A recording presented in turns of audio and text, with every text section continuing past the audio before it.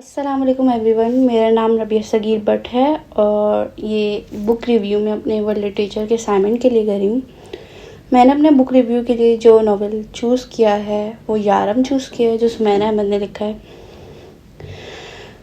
ये novel शुआ digest जुलाई 2014 से मार्च 2015 तक शाया हुआ था।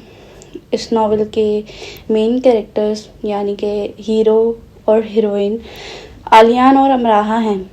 ये कहानी स्टार्ट इस तरह होती है कि अमराहा को बाहर हाई स्टडीज़ के लिए जाना होता है, लेकिन अमराहा के घर वाले इस पूरी नॉवल में नेगेटिव दिखाए गए हैं।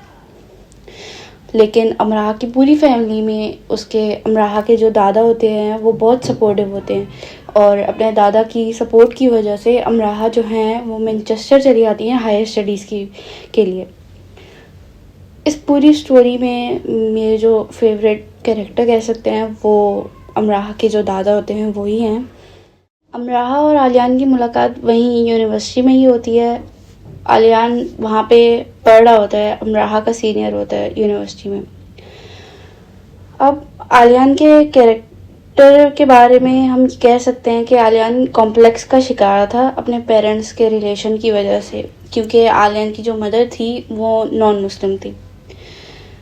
और अमराहा का जो कैरेक्टर के बारे में हम बात करें तो अमराहा बहुत इनसिक्योर, डरी अपने पास की वजह से, जो उसके माँ बाप उसको सपोर्ट नहीं करते और जो पास का ट्रॉमा होता है उस सब की वजह से थोड़ी सी डरी रहती हैं। और जो दूसरा कैरेक्टर है हमारा आलियान, उसके बरक्स बहुत बोल्ड होता है, परफेक्ट होता है और बहुत अच्छा कैरेक्टर दिखाया गया है। आलियान को बहुत परफेक्ट दिखाया गया है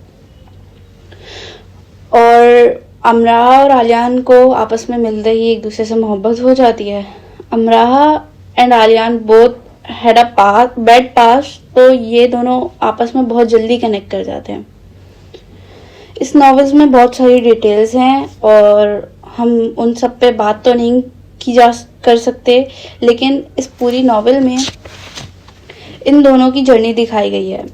इवन के आफ्टर निकाह भी कि दोनों आपस में किस तरह रहते हैं और ओवरऑल यूनिवर्सिटी में क्या क्या होता है और जो नए लोग इनसे मिलते हैं उनके बारे में भी कुछ डिटेल्स हैं। और आलियान और अमराहा जो है वो आपस में किस तरह रहते हैं। इस नॉवल की स्टोरी में लोगों के डबल स्टैंडर्ड्स को लेके बात की गई है, लोगों के ख़ानदान को लेके, रिलीजन को लेके बहुत ज़्यादा बात की गई है कि लोगों के जो रिलीजन एस्पेक्ट्स होते हैं उन पर, कि रिलीजन को जो लोग प्रैक्टिस करते हैं और फिर जब बात आती है हमारे बिलीव्स की तो उन पे लोग अलग तरह रिएक्ट करते हैं। इस नॉवल पे अगर ड्रामा या मूवी बनाई जाए तो वो डेफिनेटली हिट होगी, क्योंकि व्यूअर्स को डिटेल्स बहुत ज़्यादा पसंद है, रिश्तों की डिटेल्स। और इस स्टोरी में अमराहा और आलियान के रिश्ते के बारे में बहुत ज़्यादा डिटेल्स शो की गई हैं।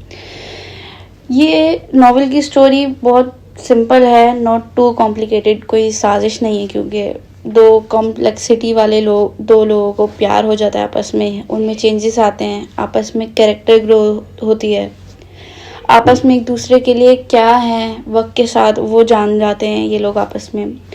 अमराहा का कैरेक्टर जो है वो स्ट्रॉन्ग हो जाता है बाय द टाइम। मुझे बात बहुत अच्छी लगी इस स्टोरी में, वो अपनी फैमिली के सामने अपने लिए बात कर पाती है। ये नॉवेल ओवरऑल एक वन टाइम रीड बुक है। There are some moments in the book which makes place in your heart, and there are some moments also which felt little bit cringe. मैं यूजुअली नॉवेल्स की fan नहीं हूँ, ना ही love stories की, लेकिन मैंने इस नॉवेल से पहले निम्रा अहमद और उमैरा अहमद की 2 नॉवेल्स पढ़ी हैं। वो नॉवेल्स मुझे बहुत एडिक्टिंग लगी है इस नॉवेल यानी यारम के लिहाज से। ये नॉवेल मुझे इस वजह से भी बोरिंग लगा है क्योंकि मैं बता चुकी हूँ मुझे लव स्टोरीज़ अच्छी नहीं लगती, लेकिन फिर भी अगर आपको लव स्टोरीज़ अच्छी लगती हैं विद लॉट्स ऑफ लाफ्टर्स और कैरेक्टर्स की डिटेल्स जिसमें दिखाई जाए और बहुत सारे प्रैंक्स और बहुत ज़्यादा पोएटिक बातें और थोड़ा ज़्यादा क्रिंज, तो this book is definitely for you. बाकी इस बुक से रिलेटेड इतना ही। अल्लाह हाफिज़।